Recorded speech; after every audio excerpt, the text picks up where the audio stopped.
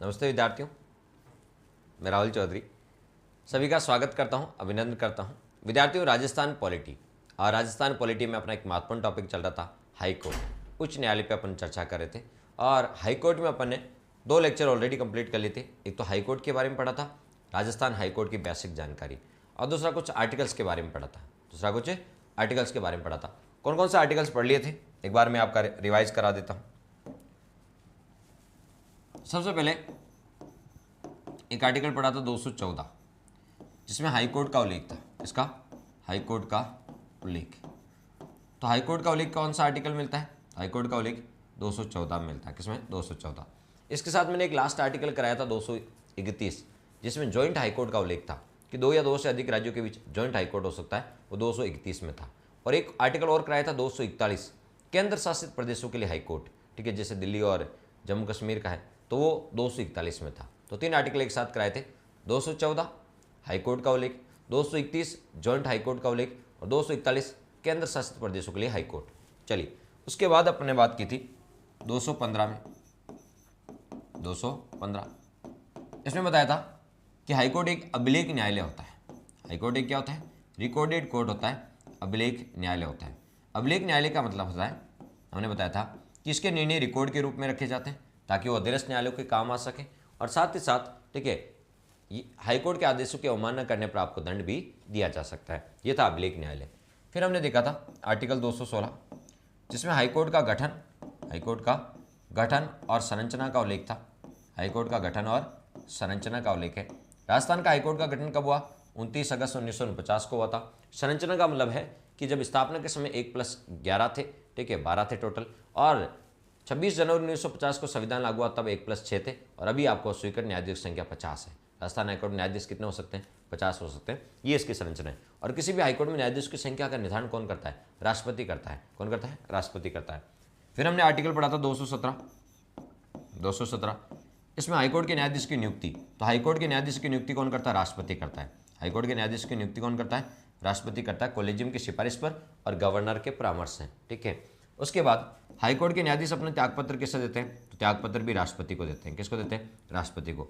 High court के न्यायाधीशों की सेवानिवृत्ति की आयु, तो हाईकोर्ट के न्यायाधीशों की सेवानिवृत्ति की आयु 62 वर्ष होती है। मुख्य न्यायाधीश हो या अन्य न्यायाधीश, दोनों की रिटायरमेंट की एज कितनी होती है? 62 वर्ष होती है। और आयु संबंधी कोई विवाद हो जाए तो उसका अंतिम निर्णय राष्ट्रपति करता है। कौन करता है? राष्ट्रपति करता है। और आपसे पूछेंगे हटाने का, तो हाईकोर्ट के न्यायाधीश को 2 आधार पर हटाया जा सकता है। हाईकोर्ट के न्यायाधीश को 2 आधार पर, सिद्ध कदाचार और असमर्थता, 2 आधार पर हटाया जाता है। तो हाईकोर्ट के न्यायाधीश को वैसे ही हटाया जाता है जिस प्रकार सुप्रीम कोर्ट के न्यायाधीश को हटाया जाता है, ठीक है, महाभियोग प्रक्रिया से। कौन से बताओ? महाभियोग प्रक्रिया। और हटाता कौन है? संसद के द्वारा एक प्रस्ताव पारित करने पर राष्ट्रपति हटाता है। कौन हटाता है? राष्ट्रपति, ठीक है। तो ये सारी बातें किस आर्टिकल की थी? 217 की थी। किसी? 217 की। 218 में क्या लिखा है? 218 में लिखा है, सुप्रीम कोर्ट के कुछ प्रावधान हाईकोर्ट पे लागू होते हैं।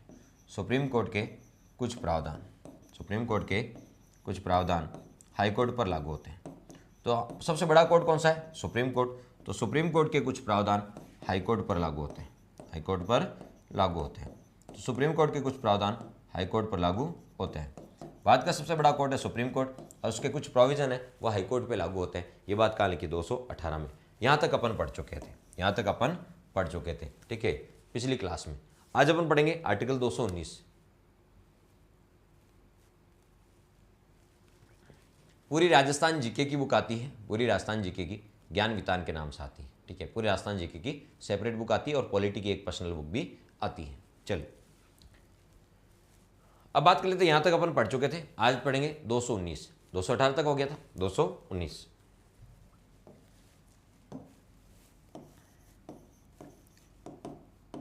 में शपथ का उल्लेख है। किसका उल्लेख बताओ? शपथ का उल्लेख।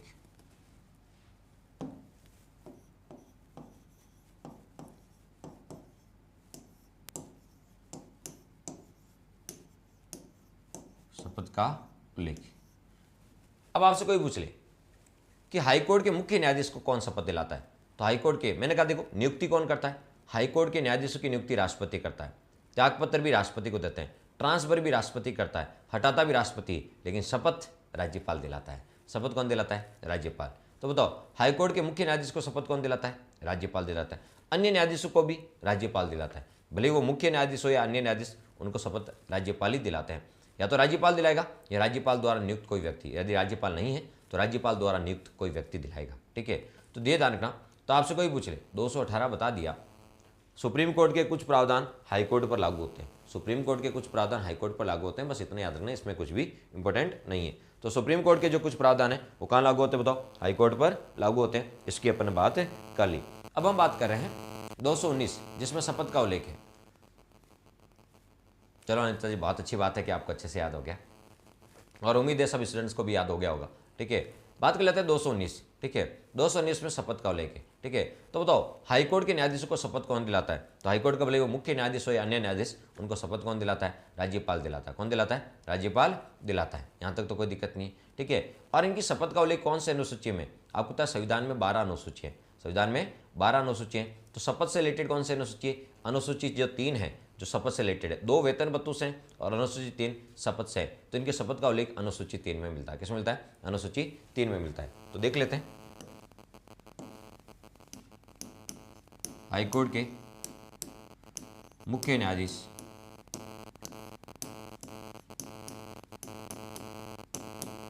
व अन्य न्यायाधीशों का शपथ, हाईकोर्ट के मुख्य न्यायाधीश व अन्य न्यायाधीश, एक मुख्य न्यायाधीश होता है, बाकी क्या होते हैं? अन्य न्यायाधीश। हाईकोर्ट के मुख्य न्यायाधीश व अन्य न्यायाधीशों को शपथ राज्यपाल या राज्यपाल द्वारा नियुक्त, राज्यपाल या राज्यपाल द्वारा नियुक्त व्यक्ति द्वारा दिलाई जाती है।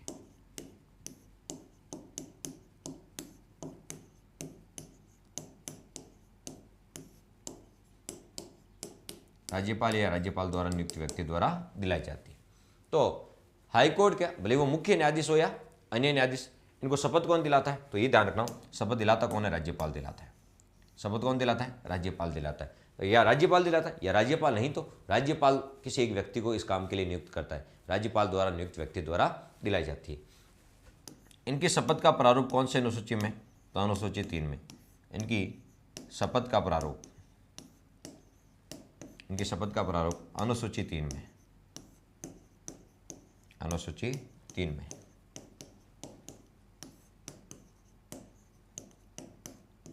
तो ध्यान रखना, इनकी नियुक्ति राष्ट्रपति करता है, इनको ट्रांसफर राष्ट्रपति करता है, इनको हटाता राष्ट्रपति है। ठीक है, और आपसे कोई पूछ ले इनको शपथ राज्यपाल दिलाता, बस इतना से ध्यान रखना। नियुक्ति राष्ट्रपति, ट्रांसफर राष्ट्रपति, त्यागपत्र राष्ट्रपति को हटाता राष्ट्रपति, लेकिन शपथ राज्यपाल दिलाता है। बस ये फैक्ट आपको ध्यान रखना है। शपथ का उल्लेख कौन से अनुसूची में? तो अनुसूची 3 में। और कौन से अनुच्छेद में? 219 में। किसमें बताओ? 219 में। Next article 220।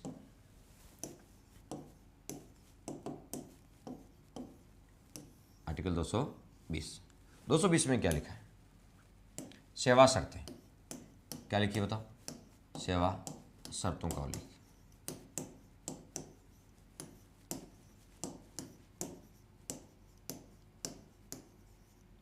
सेवा शर्तों का उल्लेख। देखिए सेवा शर्त का उल्लेख रिटायरमेंट के बाद हाईकोर्ट का न्यायाधीश, देखिए भारत में 3 प्रकार के कोर्ट होते हैं, डिस्ट्रिक्ट कोर्ट, हाई कोर्ट और सुप्रीम कोर्ट। अब देखिए हाईकोर्ट से यदि कोई न्यायाधीश रिटायर्ड हो जाता है तो हाईकोर्ट का न्यायाधीश रिटायर्ड होने के बाद कहाँ वकालत कर सकता है? हाईकोर्ट का न्यायाधीश रिटायर्ड होने के बाद, सेवानिवृत्त होने के बाद वकालत कहाँ करेगा? तो हाईकोर्ट से रिटायर्ड हुआ है तो सुप्रीम कोर्ट में कर सकता है। कहाँ वकालत कर सकता है? सुप्रीम कोर्ट में। डिस्ट्रिक्ट कोर्ट में नहीं कर सकता क्योंकि वो नीचे वाले कोर्ट में नहीं कर सकता, क्योंकि वो हाई कोर्ट का है तो वो नीचे वाले कोर्ट में वकालत नहीं करेगा, उससे ऊपर वाले में कर सकता है। तो हाई कोर्ट से रिटायर्ड हुआ है तो वो सुप्रीम कोर्ट में वकालत कर सकता है। ठीक है, और भारत में हाई कोर्ट कितने हैं? 25 हाई कोर्ट है। कितने बताओ? 25 हाई कोर्ट है। कितने? 25 हाई कोर्ट। सर जी मुझे तो आर्टिकल से याद नहीं होते, कोई दिक्कत नहीं सुमन जी, अभी ये पूरे आर्टिकल में एक बार पढ़ा दूं। ठीक है, या तो पढ़ाने से याद हो जाएंगे, नहीं होंगे तो मैं एक ट्रिक बताऊंगा लास्ट में। ठीक है, उससे याद हो जाएंगे। दोनों ऑप्शन है अपने पास, या तो ऐसे याद कर लो, ऐसा नहीं हो तो ट्रिक से याद कर लेंगे, दोनों ऑप्शन है आपके पास। चलिए, और भारत में हाईकोर्ट कितने? 25 हाईकोर्ट है। मान लीजिए एक व्यक्ति अपने पूरे कार्यकाल के दौरान 5 हाईकोर्ट में, कितने? 5 हाईकोर्ट में वो न्यायाधीश रहा है। कभी उस राजस्थान हाईकोर्ट में रहा है, कभी राजस्थान से उसका ट्रांसफर गुजरात हाईकोर्ट हो गया, कभी गुजरात से त्रिपुरा हाईकोर्ट हो गया। 5 हाईकोर्ट में रहा है पूरे कार्यकाल के दौरान, वो 5 हाईकोर्ट में उसने काम किया है। भारत में हाईकोर्ट कितने? 25। तो वो रिटायरमेंट होने के बाद जहां जहां उसने काम किया ना, वहां पर वकालत नहीं कर सकता, उनको छोड़कर बाकी हाईकोर्ट में भी वकालत कर सकता है, उनको छोड़कर बाकी हाईकोर्ट में भी वकालत कर सकता है। ठीक है, अब देखिए एक हाईकोर्ट से रिटायर होने वाला न्यायाधीश कहां कहां वकालत कर सकता है? तो सुप्रीम कोर्ट में कर सकता है। और कहां कर सकता है? तो अपने कार्यकाल के दौरान जिस हाईकोर्ट में रहा उनको छोड़कर, मान लीजिए उसने कार्यकाल में 5 हाईकोर्ट में रहा, कभी राजस्थान हाईकोर्ट, कभी गुजरात, कभी त्रिपुरा, 5 हाईकोर्ट में रहा, तो उन 5 हाईकोर्ट में तो नहीं कर सकता जहां रहा है, उनको छोड़कर बाकी जो 20 हाईकोर्ट और बच्चे 25 हाईकोर्ट है, बाकी जो 20 हाईकोर्ट है उनमें जाके वकालत कर सकता है। तो कार्यकाल के दौरान जिन जिन हाईकोर्ट में रहा है उन हाईकोर्ट को छोड़कर बाकी हाईकोर्ट में भी वो वकालत कर सकता है। और रिटायरमेंट के होने के बाद वो लाभ का पद धारण नहीं कर सकता। लाभ का पद धारण जिसे आपको होता है, लाभ का मतलब है जैसे कोई आपको होता है जिससे पेमेंट मिलती है, ठीक है, तो लाभ होता है, ठीक है, तो वो पद धारण नहीं कर सकता। लेकिन राष्ट्रपति बन सकता है, उपराष्ट्रपति बन सकता है, मंत्री बन सकता है, राज्यपाल बन सकता है, क्योंकि ये लाभ के पद में नहीं आते, ये लाभ के पद में नहीं आते। तो यदि कोई हाईकोर्ट का न्यायाधीश है, रिटायरमेंट होने के बाद राज्यपाल बन सकता है, बिल्कुल बन सकता है, मुख्यमंत्री बन सकता है, और राष्ट्रपति बन सकता है, उपराष्ट्रपति बन सकता है, क्योंकि ये लाभ के पद में नहीं आते। हाँ, IAS, ठीक है, यदि वो सोचे, या किसी की यूनिवर्सिटी का चांसलर सोचे, ठीक है, या यूनिवर्सिटी का मान लीजिए कुलपति सोचे, तो वो नहीं बन सकता।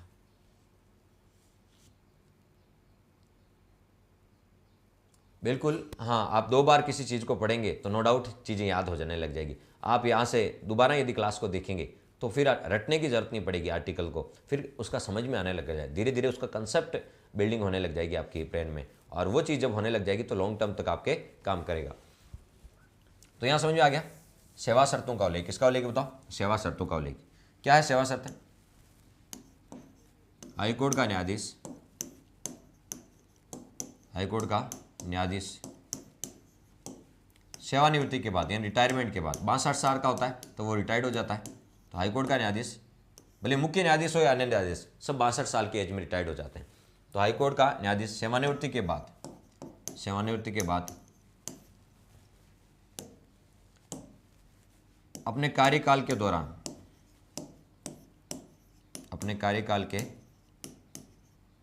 दौरान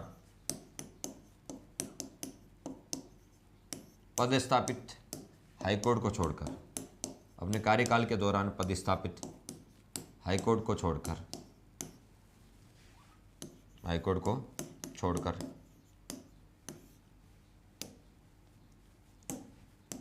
शेष सभी हाईकोर्ट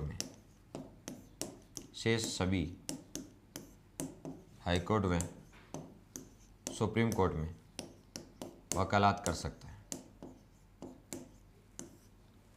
वकालत कर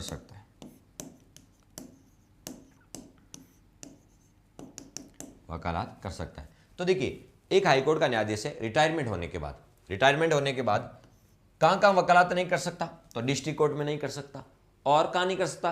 और अपने कार्यकाल के दौरान जिन जिन हाईकोर्ट में वो रहा है वहां नहीं कर सकता। जहां जहां वो उसकी पोस्टिंग रही है ना, वहां वापस वकालत नहीं कर सकता। उनको छोड़कर शेष सभी हाईकोर्ट, मान लीजिए भारत में 25 हाईकोर्ट है, वो अपने कार्यकाल के दौरान 5 हाईकोर्ट में रहा, तो वो 5 हाईकोर्ट में तो वकालत नहीं कर सकता। लेकिन बाकी कितने बच गए? 20।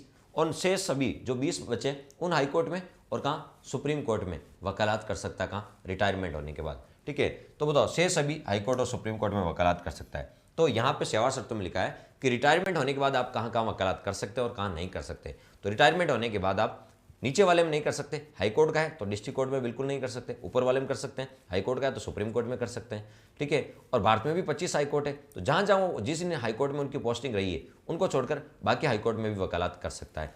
तो ये आपको ध्यान रखना, वकालत के बारे में लिखा है कि रिटायरमेंट के बाद कहाँ वकालत कर सकते हैं और कहाँ नहीं कर सकते।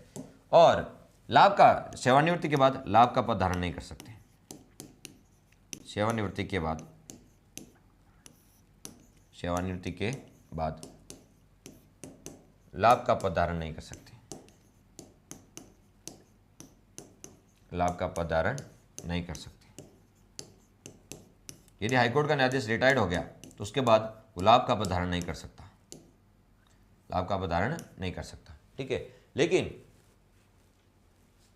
सर आरएस से काफ़ी क्वेश्चन रिपीट होते हैं। हितेश जी किस में रिपीट होते हैं? ठीक है, कौन से एग्जाम में रिपीट होते हैं? वैसे तो आरएस के एग्जाम आरएस में, आरएस के क्वेश्चन आरएस में तो वापस रिपीट नहीं होते हैं, ये तो मुझे पता है। चलिए तो बताओ, सेवानिवृत्ति के बाद मैंने कहा लाभ का पदधारण, यदि वो हाईकोर्ट का न्यायाधीश रिटायर्ड हो गया तो लाभ का पदधारण नहीं कर सकता, लेकिन लाभ के पद में राष्ट्रपति नहीं आता, उपराष्ट्रपति नहीं आता, राज्यपाल नहीं आता, मंत्री नहीं आते, तो ये बन सकता है, ये बन सकता है क्योंकि ये लाभ के पद में नहीं आते।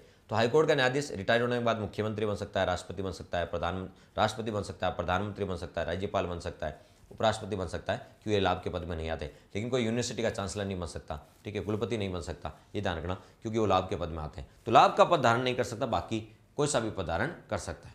हाँ एमपी, ठीक है, अब देखिए एमपी बन सकता है या नहीं बन सकता है? तो एमपी बन सकता, क्यों एमपी बनेगा तभी तो मंत्री बनेगा, ठीक है, एमपी बनेगा तभी तो क्या बनेगा, पहले एमएलए एमपी बनते ही थे, उसके बाद ही तो मंत्री बनते हैं, उसके बाद क्या बनते हैं, मंत्री बनते हैं।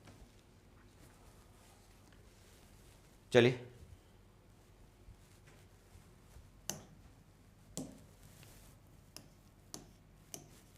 उसके बाद यदि बात करें तो ये क्या आगे बताओ, वीडियो में आया था, कौन सा क्वेश्चन आया था हितेश जी बताओ, देखें वीडियो में कौन सा आया था।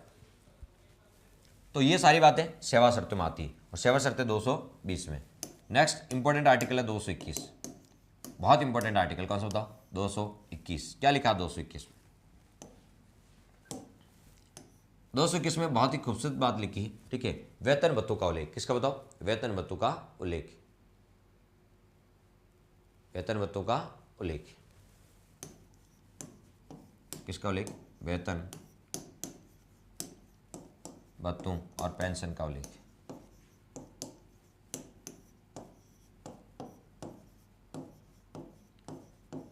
वेतन भत्ते और पेंशन का उल्लेख, जिसमें वेतन भत्ते और पेंशन लिखे हुए, किस आर्टिकल में, 221।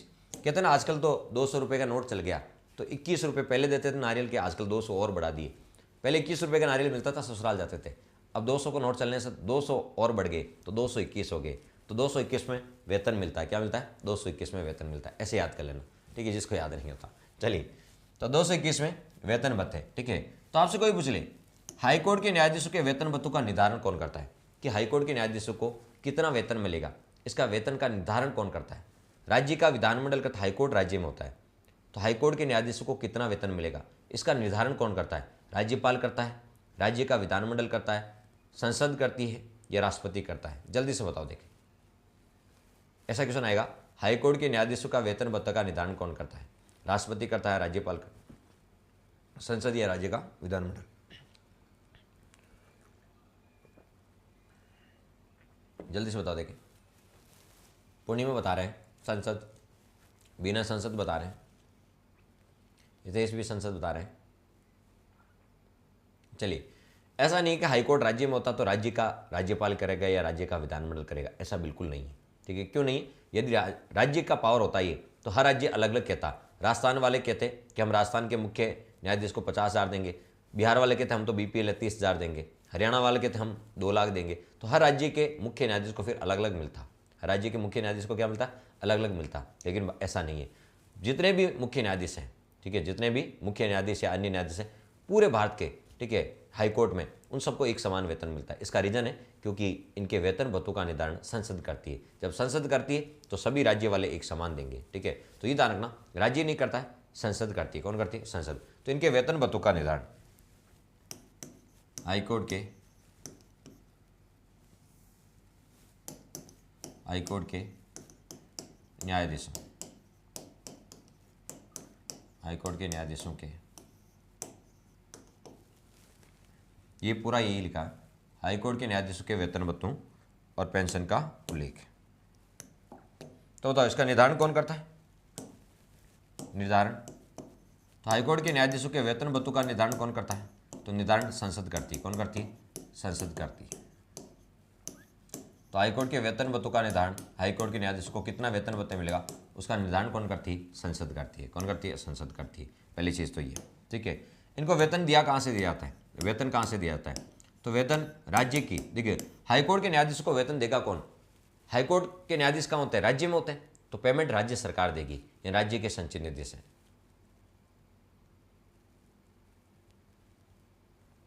राज्यपाल का राष्ट्रपति करता है तो देखिए राज्यपाल के वेतन भत्तों का निर्धारण, ठीक है, राष्ट्रपति नहीं करता, संसद करती है। कितनी कौन करती है? संसद करती है। यदि कोई व्यक्ति 2 या 2 से अधिक राज्यों का राज्यपाल है, 2 या 2 से अधिक राज्यों का राज्यपाल है, तो उसके वेतन भत्तों का निर्धारण राष्ट्रपति करता है। बाकी राज्यपाल के वेतन भत्तों का निर्धारण संसद ही करती, कानून बनाकर, ठीक है। ये आपको ध्यान रखना, भजनलाल जी, संसद करती है, राज्यपाल आप नहीं पढ़ा या पढ़ा तो वापस जाके उसको पढ़ो। हाँ, ज्वाइंट मान लीजिए कोई व्यक्ति 2 या 2 से अधिक राज्यों का राज्यपाल है, तो उसको कितना वेतन मिलेगा, किस किस अनुपात में मिलेगा, वो राष्ट्रपति निर्धारित करता है। बाकी राज्यपाल के वेतन भत्तों का निर्धारण संसद ही करती है। चलिए तो बताओ, इसको वेतन कहाँ से दिया जाता है? राज्य के संचित निधि में से, राज्य की संचित निधि में से। सेम राज्यपाल की तरह ही है, तो इसको वेतन कहाँ से? राज्य के संचित निधि से दिया जाता है। लेकिन पेंशन, ये रिटायरमेंट हो जाते हैं न्यायाधीश, तो इनको पेंशन कहाँ से दी जाती है? तो बताओ, हाईकोर्ट के न्यायाधीश की नियुक्ति कौन करता है? तो हाईकोर्ट के न्यायाधीश की नियुक्ति राष्ट्रपति करता है। राष्ट्रपति का मतलब क्या है, ठीक है। हाईकोर्ट के न्यायाधीश की नियुक्ति कौन करता है? तो हाईकोर्ट के न्यायाधीश की नियुक्ति कौन करता है? राष्ट्रपति करता है। राष्ट्रपति का मतलब केंद्र सरकार करती है। जब इसकी नियुक्ति केंद्र सरकार करती है तो पेंशन भी कौन देगी? केंद्र सरकार देगी। कौन देगी? पेंशन कौन देगी? केंद्र सरकार देगी। केंद्र का मतलब भारत की संचित निधि से दी जाएगी। कहाँ बताओ? तो पेंशन कहाँ से दी जाती है? भारत की संचित निधि से, भारत की संचित निधि से। तो वेतन तो राज्य की संचित निधि से, लेकिन रिटायरमेंट होने के बाद पेंशन कहां से दी जाएगी? भारत की संचित निधि से दी जाएगी, भारत की संचित निधि से। तो वेतन राज्य की संचित निधि से, लेकिन पेंशन रिटायरमेंट होने के बाद भारत की संचित निधि से दी जाती है, ठीक है। और इनके वेतन भत्तों का निदान कौन करती है? संसद करती है। और इनके वेतन भत्तों का उल्लेख कौन से अनुसूची में मिलता है? तो इनके वेतन भत्तों का उल्लेख अनुसूची 2 में मिलता है। तो इनके वेतन भत्तों का उल्लेख कौन से अनुसूची में मिलता है? अनुसूची 2 में मिलता है, ठीक है। बताओ, हाईकोर्ट के मुख्य न्यायाधीश को कितना वेतन मिलता है? हाईकोर्ट के मुख्य न्यायाधीश को कितना वेतन मिलता है? हाईकोर्ट के मुख्य न्यायाधीश, हाईकोर्ट में एक मुख्य न्यायाधीश होता है और बाकी क्या होते हैं? अन्य न्यायाधीश। तो हाईकोर्ट के मुख्य न्यायाधीश को कितना वेतन मिलता है? तो हाईकोर्ट के मुख्य न्यायाधीश को मिलता है 2,50,000, 2,50,000। तो हाईकोर्ट के मुख्य न्यायाधीश को कितना मिलता है? 2,50,000। और अन्य न्यायाधीश को कितना मिलता है? हाईकोर्ट के अन्य न्यायाधीश को 2,25,000। हाईकोर्ट के अन्य न्यायाधीशों को, तो हाईकोर्ट के अन्य न्यायाधीश को कितना मिलता है? 2,25,000, 2,25,000। तो अन्य न्यायाधीश को कितना मिलता है? 2,25,000। आपको तो सुप्रीम कोर्ट पढ़ा होगा आपने। सुप्रीम कोर्ट के मुख्य न्यायाधीश को मिलता है 2,80,000 और सुप्रीम कोर्ट के अन्य न्यायाधीश को मिलता है 2,50,000। सुप्रीम कोर्ट के मुख्य न्यायाधीश को 280 और अन्य को 250। इसी प्रकार हाईकोर्ट के मुख्य न्यायाधीश को 250 और हाईकोर्ट के अन्य न्यायाधीश को 225। कितना? 225। अब आपसे कोई पूछ ले, विदेशी कह रहे हैं सर योग्यता क्या होगी? किसकी योग्यता? हाईकोर्ट के न्यायाधीशों की। कल का लेक्चर देख लेना, कल का लेक्चर देख लेना, उसमें मैंने आपको योग्यता बता रखी है कि हाईकोर्ट के न्यायाधीशों की योग्यता क्या होती है। फिर भी आपने पूछा तो मैं बता देता हूँ, कल कहाँ थे हितेशी, ठीक है। तो हाईकोर्ट के न्यायाधीश की योग्यता होती है भारत का नागरिक होना चाहिए, 10 वर्ष तक वकालत का अनुभव या 10 वर्ष तक न्यायिक अधिकारी के रूप में रहो, ठीक है। ये योग्यता होनी चाहिए।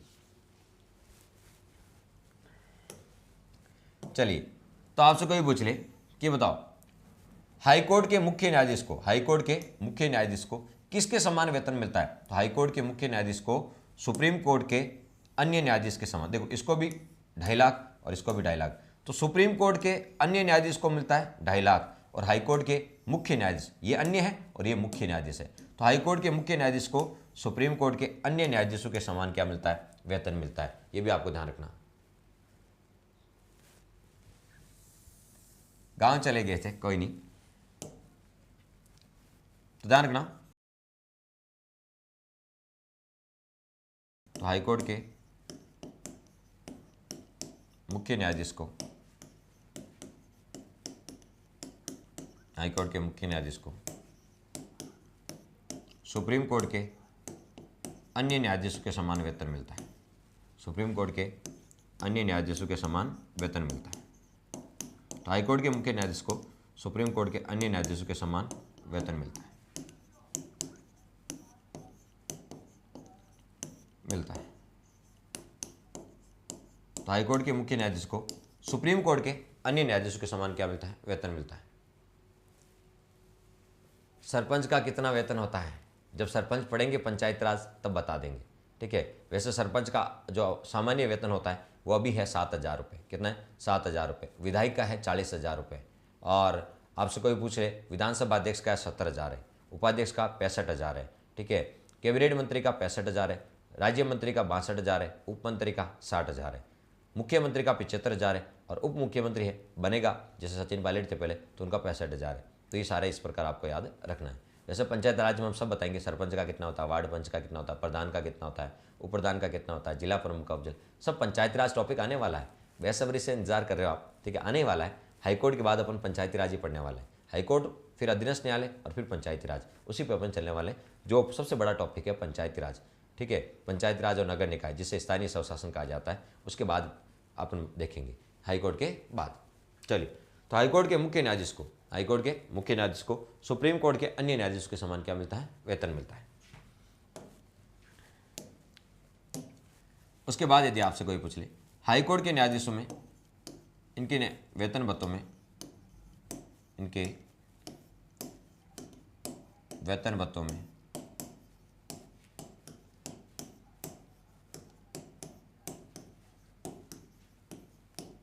नियुक्ति के बाद,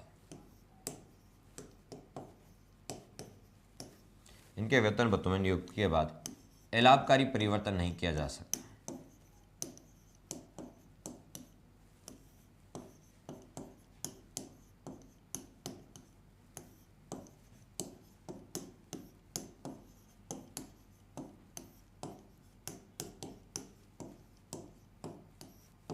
नियुक्ति के बाद नहीं सर जिला प्रशासन पढ़ाना, कोई नहीं, जिला प्रशासन पढ़ा देंगे, राज्य प्रशासन पढ़ा देंगे, आप कहोगे वो पढ़ा देंगे, ठीक, कोई दिक्कत नहीं। पढ़ना आपको, आप कहोगे वो टॉपिक पढ़ा देंगे, आप निश्चिंत रहा करो। तो इनके वेतन भत्तों में नियुक्ति के बाद अलाभकारी परिवर्तन नहीं किया जा सकता।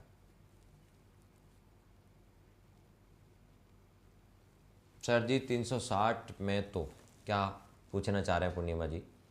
360 वित्तीय आपातकाल होता है और वित्तीय आपातकाल में इनके वेतन भत्तों में कटौती की जा सकती है। वो जब वित्तीय आपातकाल लगता है ना, तब तो भारत का कोई सा भी अधिकारी और कर्मचारी हो, सबके वेतन भत्ते काटे जा सकते हैं, क्योंकि उसमें आर्थिक संकट आ जाता है। क्या आ जाता है? आर्थिक संकट। अभी श्रीलंका में आ रखा है, कहाँ रखा है? श्रीलंका में आ रखा है, ठीक है। तो इनके वेतन भत्तों में नियुक्ति के बाद अलाभकारी परिवर्तन नहीं किया जाता, ठीक है। एक बार नियुक्ति करने के बाद इनमें अलाभकारी परिवर्तन नहीं किया जाता, तो इनके वेतन भत्तों में अलाभकारी परिवर्तन नहीं किया जाता। कब? नियुक्ति के बाद। लेकिन ध्यान रखना, वित्तीय आपातकाल के समय, कब बताओ? वित्तीय आपातकाल के समय इनके वेतन भत्तों में कटौती की जा सकती है। कब? वित्तीय आपातकाल के समय इनके वेतन भत्तों में कटौती की जा सकती है।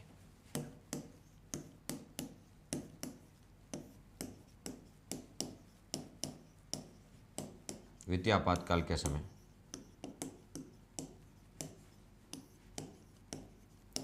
इनके वेतन भत्तों में कटौती की जा सकती है।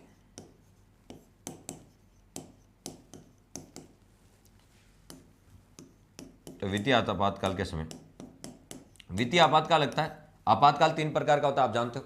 352 में राष्ट्रीय आपातकाल, 356 में राष्ट्रपति शासन और 360 में वित्तीय आपातकाल। तो वित्तीय आपातकाल के समय अभी तक भारत में एक बार भी नहीं लगा। वित्तीय आपातकाल के समय इनके वेतन भत्तों में कटौती की जा सकती है। तो वित्तीय आपातकाल के समय इनके वेतन भत्तों में कटौती की जा सकती है। तो ये था इनके वेतन भत्ते। किसके बारे में बात की अपने? वेतन भत्तों के बारे में बात की। और पेंशन कितनी मिलती है? तो जो अंतिम महीने में जो पेमेंट होता है उसका आपको होता है 50% क्या मिलती है? इनको पेंशन मिलती है। तो ये था वेतन भत्ते 221। कितना मिलता है ये ध्यान रखना, कौन निर्धारित करता है ये भी देखना। फिर है 222। 222 में ट्रांसफर, क्या बताओ? ट्रांसफर 2 बार ट्रांसफर हो जाता है। ऐसे देखो 221 में पहले 21 रुपये का नारियल मिलता था, अब 200 और बढ़ा दी, 221 का नारियल हो गया। 221 का नारियल हो गया। लेकिन ये कैसे याद रखोगे? 2 बार ट्रांसफर हो जाता है, एक ही महीने में 2 बार ट्रांसफर हो जाता है। 222 222 222 2 बार आपको ट्रांसफर हो जाता है, ठीक है। तो वो तो ट्रांसफर है, ये 2 बार क्या हो जाता है? ट्रांसफर हो जाता है। तो ये ट्रांसफर का लाइक हाईकोर्ट के न्यायाधीशों का ट्रांसफर का, हाईकोर्ट के न्यायाधीशों का ट्रांसफर यानी स्थानांतरण हाईकोर्ट के न्यायाधीशों का ट्रांसफर यानी स्थानांतरण राष्ट्रपति करता है। हाईकोर्ट के न्यायाधीशों का ट्रांसफर कौन करता है? स्थानांतरण ट्रांसफर कौन करता है? राष्ट्रपति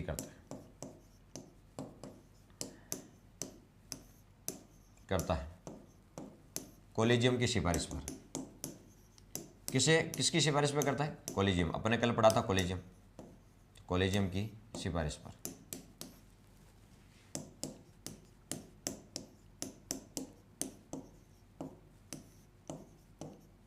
कॉलेजियम की सिफारिश पर, ठीक है। तो करता कौन है? ठीक है, राष्ट्रपति करता है। किसकी बताओ? कॉलेजियम की सिफारिश पर करता है। तो हाईकोर्ट के न्यायाधीशों का ट्रांसफर, ठीक है, मैंने कहा हाईकोर्ट के न्यायाधीशों की नियुक्ति राष्ट्रपति करता है, त्यागपत्र भी राष्ट्रपति को देता है, ट्रांसफर भी राष्ट्रपति करता है, ठीक है, और हटाता भी राष्ट्रपति है, ठीक है। और ये सारे काम राष्ट्रपति करता है। किसकी सिफारिश पर? कॉलेजियम की सिफारिश पर। किसकी सिफारिश पर? कॉलेजियम की सिफारिश पर, ठीक है। आपको पता है, ठीक है, कॉलेजियम में एक मुख्य न्यायाधीश होता है और 4 अन्य न्यायाधीश होते हैं। जब नियुक्ति करते हैं, हाईकोर्ट के न्यायाधीश की नियुक्ति करते हैं, तो भी राष्ट्रपति करते हैं कॉलेजियम की सिफारिश पे। नियुक्ति करते समय इसमें 1+2 न्यायाधीश होते हैं कॉलेजियम में नियुक्ति करते समय, और ट्रांसफर करते समय इसमें 1+4 होते हैं। कितने होते हैं? 1+4 होते हैं। ये आपको ध्यान रखना। नियुक्ति करते समय कॉलेजियम में 3 न्यायाधीश, 1+2 3 न्यायाधीश राष्ट्रपति को सलाह देते हैं, और ट्रांसफर के समय 1+4 पाँचों के पाँचों न्यायाधीश कॉलेजियम में 1+4 ही होते हैं, तो पाँचों के पाँचों न्यायाधीश राष्ट्रपति को क्या देते हैं? ठीक है, सलाह देते हैं, ठीक है।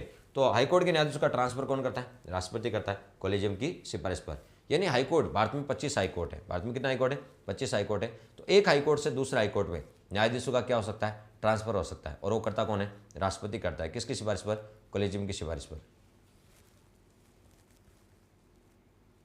सर, रिटायर्ड जज किस अधिकार के तहत किसी भी मामले की सुनवाई कर सकता है? रिटायर्ड जज के पास कोई पावर नहीं है। जब रिटायर्ड जज को वापस नियुक्त करते हैं आर्टिकल 224A में सेवानिवृत्त न्यायाधीशों की पुनः नियुक्ति, तब वो सुनवाई कर सकते हैं। वो आर्टिकल 224A में लिखा है, ठीक है, 224A में लिखा है। रिटायर्ड या सेवानिवृत्त न्यायाधीशों की पुनः नियुक्ति करते हैं तब ये कर सकते हैं, बाकी अन्यथा नहीं कर सकते। चलिए, तो हाईकोर्ट के न्यायाधीशों का ट्रांसफर राष्ट्रपति करता है। किसकी सिफारिश पर करता है? कॉलेजियम की सिफारिश पर करता है। हाईकोर्ट के न्यायाधीशों का ट्रांसफर कहाँ हो सकता है? एक हाईकोर्ट से दूसरे हाईकोर्ट। एक हाईकोर्ट से, जैसे इससे पहले हमारे राजस्थान हाईकोर्ट में एक न्यायाधीश थे अकील कुरैशी। अकील कुरैशी जो इससे पहले थे, अकील कुरैशी।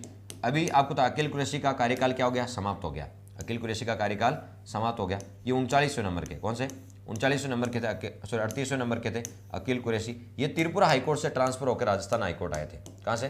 त्रिपुरा हाईकोर्ट से ट्रांसफर होकर कहाँ आए थे बताओ? राजस्थान हाईकोर्ट आए थे अकील कुरैशी। ये 38वें नंबर के थे। अभी इनका कार्यकाल समाप्त हो गया। अभी राजस्थान में कार्यवाहक है, कौन से? कार्यवाहक मुख्य न्यायाधीश है, वह है MM श्रीवास्तव, मनिंद्र मोहन श्रीवास्तव, वो कार्यवाहक है। पहले अकील कुरैशी थे, इनका कार्यकाल समाप्त हो गया। और इनका ट्रांसफर कहाँ से होता? तो त्रिपुरा हाईकोर्ट से इनका ट्रांसफर राजस्थान हाईकोर्ट हुआ था। इसका मतलब क्या है? हाईकोर्ट के न्यायाधीशों का ट्रांसफर हो सकता है। करता कौन है? राष्ट्रपति करता है। किसकी सिफारिश पे करता है? कॉलेजियम की सिफारिश पे। किसके बताओ? कॉलेजियम की सिफारिश पे करता है। तो ट्रांसफर का उल्लेख किस आर्टिकल में? 222 में। किसमें बताओ? 222 में। नेक्स्ट आर्टिकल है 223।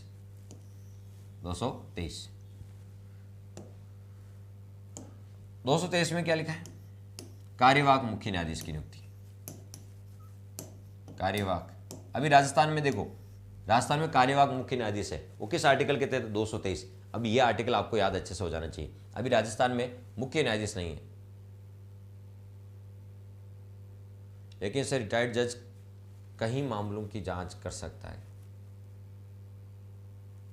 अब आपको पता है, रिटायर्ड होने के बाद, यदि आप रिटायर्ड हो गए, आप IAS अधिकारी हो, रिटायर्ड होने के बाद किसी प्रकार के कोई पावर नहीं होते हैं आपके पास, किसी प्रकार के कोई पावर नहीं होते। वो एक आर्टिकल है 224A, जो आपने ध्यान से नहीं पढ़ा, उसमें लिखा है सेवानिवृत्त न्यायाधीशों की पुनः नियुक्ति करते हैं तब इनको वापस पावर मिलते हैं। बाकी रिटायर्ड होने के बाद, यदि आप किसी सेवा से आप रिटायर्ड हो गए, तो फिर पावर कैसे? किस बात के पावर मिलते हैं आपको? किसी प्रकार के कोई पावर नहीं मिलते। वो फिर वकालत कर सकता है। क्या कर सकता है? वकालत कर सकता है, ठीक है। जांच नहीं कर सकता। क्या नहीं कर सकता? जांच तो सरकार जब सौंपेगी कि इस व्यक्ति को फला आपको पता है, ठीक है, कोई घटनाक्रम हो गया, उसकी जांच कमेटी का अध्यक्ष बना दो, तो वो सरकार जब जांच देगी ना तो ही करेगा। अपनी मर्जी से उसके पास कोई पावर नहीं होते, ठीक है। सरकार उसको पावर देगी तभी होते हैं, ठीक है। रिटायरमेंट होने के बाद कोई पावर नहीं होते। रिटायरमेंट होने के बाद बहुत सारे पावर हो जाए तो फिर रिटायर्ड ही क्यों है? फिर तो पावर ही पावर है, तो फिर रिटायर होने का सेंस ही क्या है? चलिए, तो यहां पे कार्यवाहक मुख्य न्यायाधीश,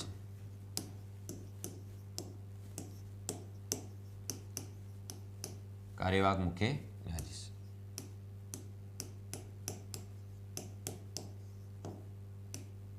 कार्यवाहक मुख्य न्यायाधीश का उल्लेख। ये कार्यवाहक कब होता है? देखिए, तो आपको जब राष्ट्रपति नहीं होता है, राष्ट्रपति का पद खाली हो जाता है, तब बताते हैं कार्यवाहक राष्ट्रपति बनाते हैं। क्या बनाते हैं? कार्यवाहक राष्ट्रपति। जब मुख्य न्यायाधीश का पद खाली हो जाता है, तब क्या बनता है? कार्यवाहक मुख्य न्यायाधीश बनता है। क्या बनता है? कार्यवाहक मुख्य न्यायाधीश बनता है।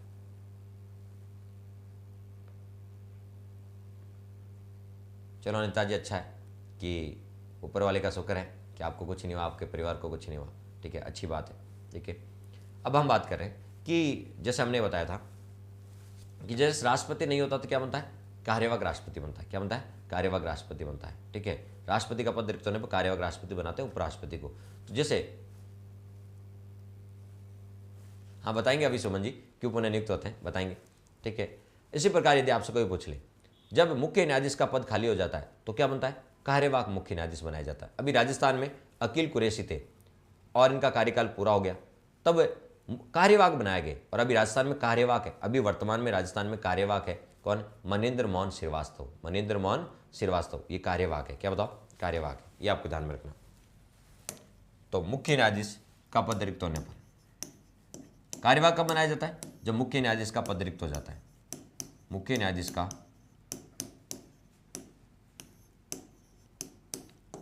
पद रिक्त होने पर, मुख्य न्यायाधीश का पद रिक्त होने पर, मुख्य न्यायाधीश का पद रिक्त होने पर राष्ट्रपति द्वारा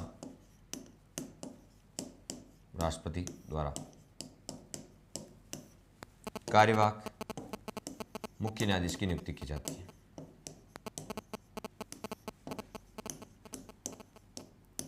कार्यवाहक मुख्य न्यायाधीश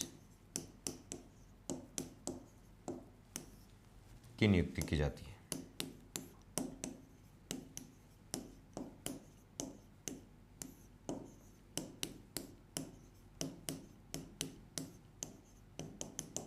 तो बताओ, जब मुख्य न्यायाधीश का पद खाली हो जाता है, मुख्य न्यायाधीश का पद खाली हो जाता है, तब कार्यवाहक मुख्य न्यायाधीश बनाया जाता है। तो यहां से क्वेश्चन आएगा, कार्यवाहक मुख्य न्यायाधीश की नियुक्ति कौन करते हैं? तो राष्ट्रपति करते हैं। जब मुख्य न्यायाधीश की नियुक्ति राष्ट्रपति करते हैं, तो कार्यवाहक मुख्य न्यायाधीश की नियुक्ति भी कौन करते हैं? राष्ट्रपति करते हैं। और अभी राजस्थान में कार्यवाहक मुख्य न्यायाधीश है MM श्रीवास्तव, मनेंद्र मोहन श्रीवास्तव।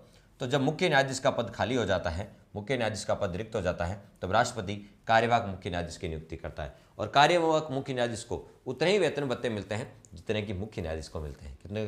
तो बताओ, कार्यवाहक मुख्य न्यायाधीश को उतना ही वेतन भत्ते मिलते हैं जितने कि मुख्य न्यायाधीश को मिलते हैं। यानी सारी वही सुविधाएं मिलती है जो मुख्य न्यायाधीश को मिलती है। तो ये ध्यान रखना, कार्यवाहक न्यायाधीश मुख्य न्यायाधीश कब बनाया जाता है? जब मुख्य न्यायाधीश का पद खाली हो जाता है, तो कार्यवाहक मुख्य न्यायाधीश बनाया जाता है और इसकी नियुक्ति कौन करता है? राष्ट्रपति करता है। कौन करता है? राष्ट्रपति करता है। ये कौन सा आर्टिकल है बताओ? 223। फिर आपका आर्टिकल 224, 224 में लिखा है अपर न्यायाधीश, अपर न्यायाधीशों की नियुक्ति।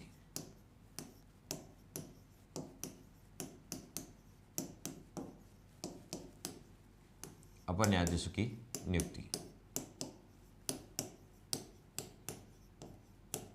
कौन करता है? राष्ट्रपति करता है।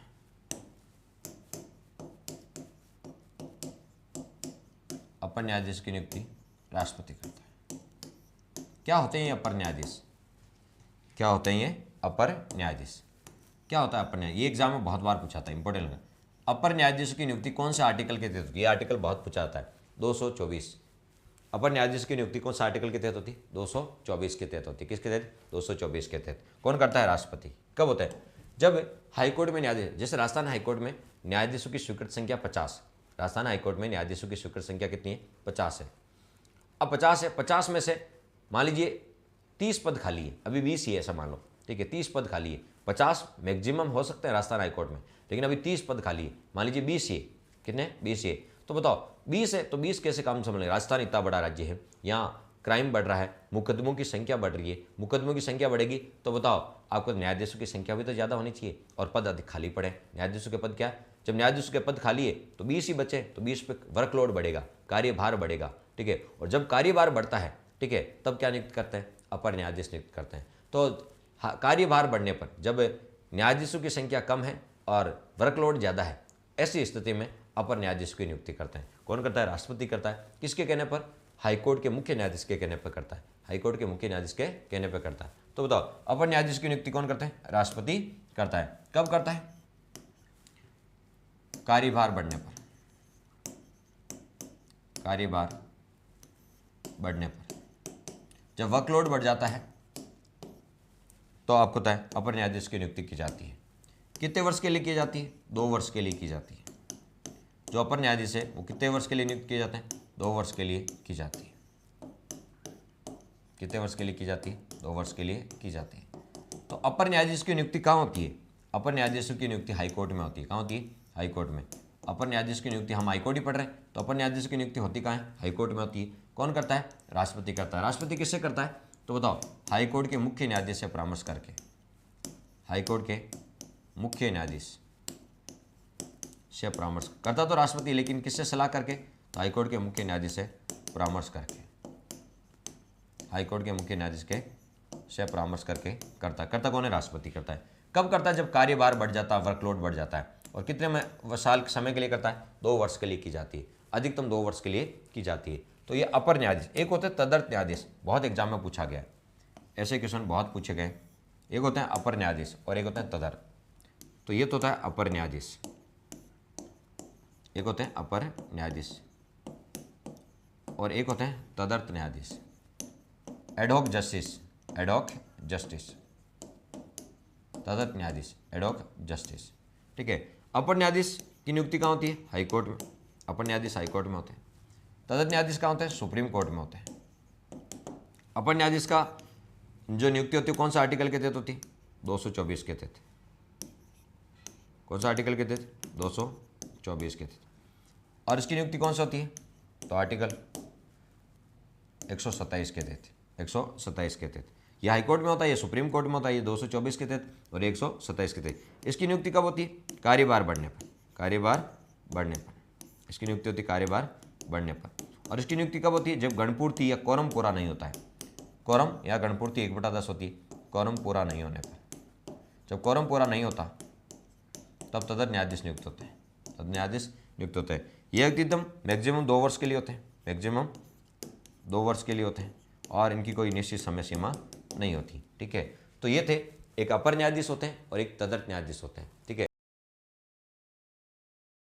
इसका होता है तो ये सुप्रीम कोर्ट में होता है और अपर न्यायाधीश का होता है हाईकोर्ट में। ये एग्जाम बहुत बार पूछा गया कि तदर्थ न्यायाधीश की नियुक्ति कहाँ होती है, केवल सुप्रीम कोर्ट में होते हैं और अपर न्यायाधीश केवल हाईकोर्ट में होते हैं। ये दोनों डिफरेंस आपको पता होना चाहिए।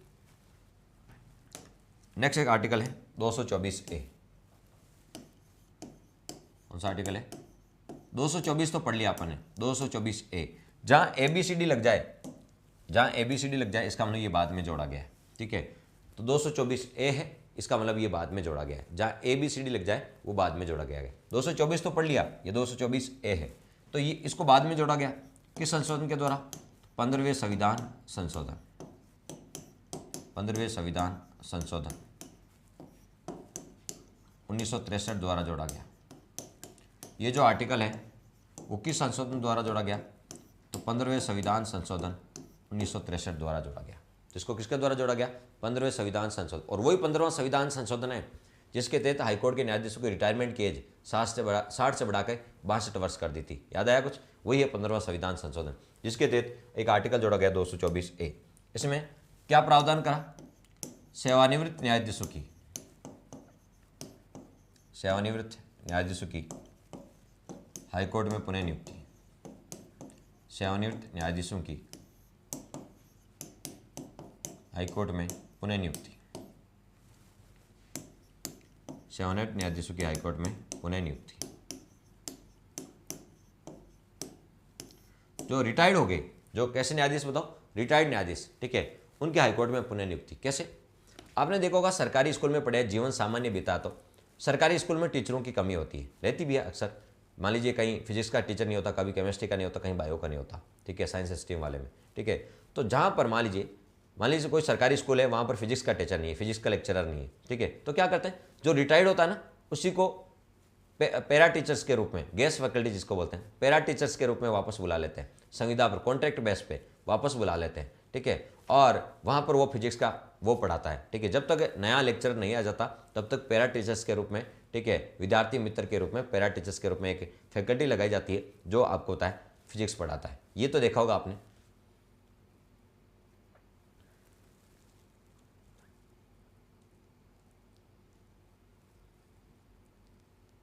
कई जगह तो हाईकोर्ट है ही नहीं, तो वहाँ जो हाईकोर्ट नहीं होते उसका क्षेत्राधिकार दूसरे हाईकोर्ट में होता है। जैसे अरुणाचल प्रदेश में हाईकोर्ट नहीं है तो वो गुवाहाटी हाईकोर्ट के अंडर आता है।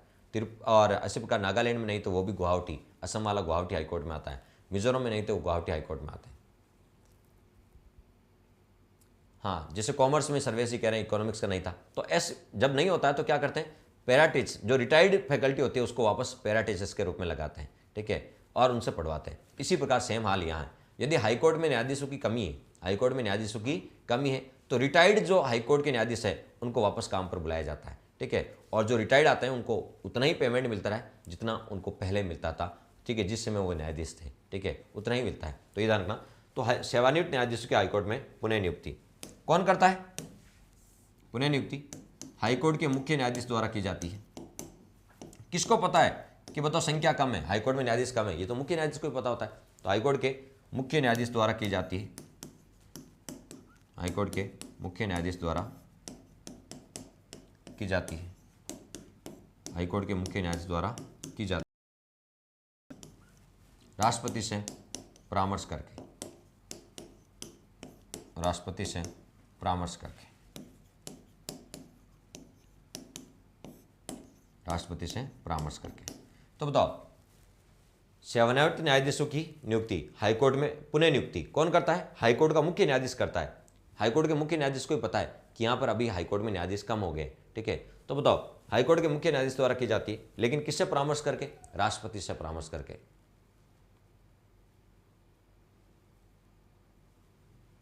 कालूलाल जी मैं बता चुका हूँ हिस्ट्री कब पढ़ाएंगे, ठीक है, आप नए जुड़े तो मैं आपको बता दूँ, ठीक है, पॉलिटी अपनी पूरे होने वाली है, पॉलिटी होने के बाद हिस्ट्री आपको पढ़ाएंगे। अभी 2 घंटे की क्लास चल रही है, ये इनफ है, क्योंकि आप नया कोर्स लिए हैं तो आपने पिछले वीडियो भी आपको देखने हैं, ठीक है, तो मैं नहीं चाहता कि स्टूडेंट्स पे बर्डन बढ़े, ठीक है, तो आप पिछला पूरा देख लें। अभी 50 वीडियो के समथिंग है, रोज़ के 2 वीडियो देखोगे, 2 तो मैं क्लास ले रहा हूँ, ये 2 पिछले देखोगे तो भी 25 दिन लग जाएंगे। अभी आपको कितने दिन लग जाएंगे? 25 दिन लग जाएंगे, ठीक है, लगभग 1 महीना लग जाएगा, ठीक है, तो मैं चाहता हूँ कि तब तक आप उसको कवर कर लें, ठीक है, और अप्रैल में अपनी पॉलिटी हो जाएगी, ठीक है, पॉलिटी की जगह अपन जो मतलब हिस्ट्री या कल्चर शुरू कर देंगे, मेरा ये मानना है, ताकि आपके बर्डन ना बढ़े। नहीं तो वीडियो सब कुछ पड़े रहेंगे आपके पास, लेकिन क्या पढ़ोगे क्या छोड़ोगे खुद को ही पता नहीं होगा, ठीक है, फिर प्रेशर बढ़ेगा कि ये भी पढ़ लूँ ये भी पढ़ लूँ, फिर कुछ नहीं पढ़ पाओगे। इसलिए जैसा चल रहा है सीक्वेंस है वैसा चलना दीजिए, ये मेरी पर्सनल ओपिनियन है आपको। क्लियर?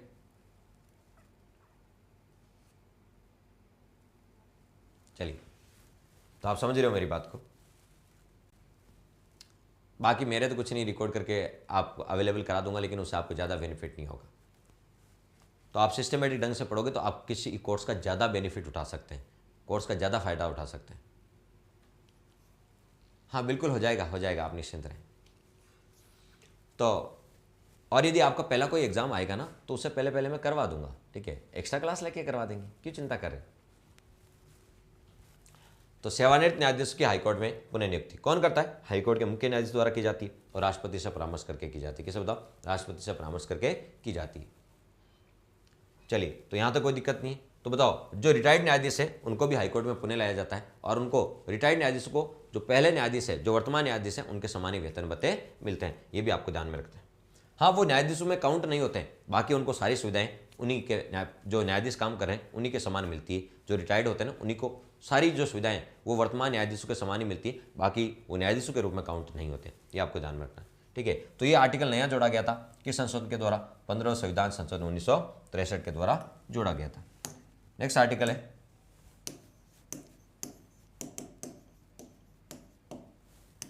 225। कौन सा बताओ? 225। इसमें लिखा है क्षेत्राधिकार, हाईकोर्ट का क्षेत्राधिकार।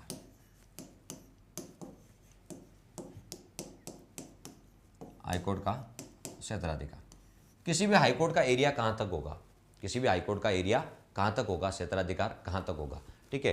तो बताओ राजस्थान हाईकोर्ट है, तो राजस्थान हाईकोर्ट का एरिया कहाँ तक है, ठीक, कहाँ तक है, ठीक है। तो राजस्थान हाईकोर्ट का एरिया कहाँ तक है, संपूर्ण राज्य है, संपूर्ण राज्य।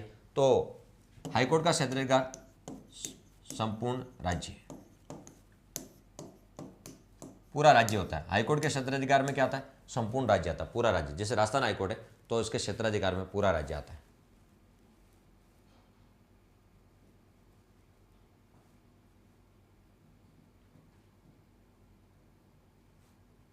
बिल्कुल बिल्कुल, आप पूर्णिमा जी निश्चिंत रहो, 100% हो जाएगा आपका, ठीक है। मेहनत करने वालों की, ठीक है, हमेशा जीत होती है, ये एक मान के चलें। मेहनत करने वालों को वो सब कुछ मिलता है, ठीक है, जो आप चाहते हैं। तो हाईकोर्ट का क्षेत्राधिकार क्या होता है, तो हाईकोर्ट का क्षेत्राधिकार संपूर्ण राज्य होता है। क्या होता है, संपूर्ण राज्य। जिस राजस्थान हाईकोर्ट है तो उसका राजस्थान हाईकोर्ट का क्षेत्राधिकार कहाँ तक है, संपूर्ण राज्य तक है। कहाँ तक बताओ, संपूर्ण राज्य तक है, ठीक है। लेकिन संसद कानून बनाकर, ध्यान रखना, संसद कानून बनाकर हाईकोर्ट के क्षेत्राधिकार को बढ़ा भी सकती है। संसद कानून बनाकर यानी विधि बनाकर, संसद कानून बनाकर हाईकोर्ट के क्षेत्राधिकार में वृद्धि कर सकती है। हाईकोर्ट के क्षेत्राधिकार में वृद्धि कर सकती है। कैसे,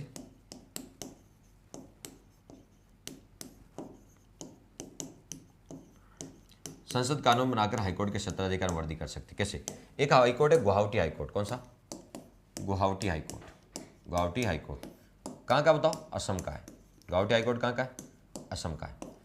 क्या इसका क्षेत्र, गुवाहाटी हाईकोर्ट का क्षेत्राधिकार क्या असम तक है, नहीं। संसद ने कानून बढ़ाकर इसका जो क्षेत्राधिकार है वो अरुणाचल प्रदेश तक भी कर रखा है, नागालैंड तक कर रखा है और मिजोरम तक कर रखा है। यानी गुवाहाटी हाईकोर्ट है, उसका क्षेत्राधिकार असम तक नहीं है, असम के साथ साथ अरुणाचल प्रदेश, नागालैंड और मिजोरम, इनका हाईकोर्ट भी कहाँ लगता है, गुवाहाटी लगता है। तो ये काम किसने किया है, संसद ने किया। किसने बताओ, संसद की। वैसे हाईकोर्ट का क्षेत्राधिकार एक राज्य होता है, लेकिन संसद कानून बनाकर हाईकोर्ट के क्षेत्राधिकार को बढ़ा भी सकती है। जैसे गुवाहाटी हाईकोर्ट का क्षेत्राधिकार असम राज्य तक था, लेकिन संसद ने कानून बना के इसका क्षेत्राधिकार अरुणाचल प्रदेश, नागालैंड और मिजोरम तक कर दिया। जैसे कोलकाता हाईकोर्ट, कौन सा बताओ, कोलकाता हाईकोर्ट। कोलकाता हाईकोर्ट का क्षेत्राधिकार कहां तक होना चाहिए, पश्चिम बंगाल तक होना चाहिए। कोलकाता का हाईकोर्ट है, उसका क्षेत्राधिकार पश्चिम बंगाल राज्य तक होना चाहिए, लेकिन कोलकाता हाईकोर्ट का क्षेत्राधिकार बढ़ा के अंडमान निकोबार तक कर रखा है। कहां तक बताओ, अंडमान निकोबार तक।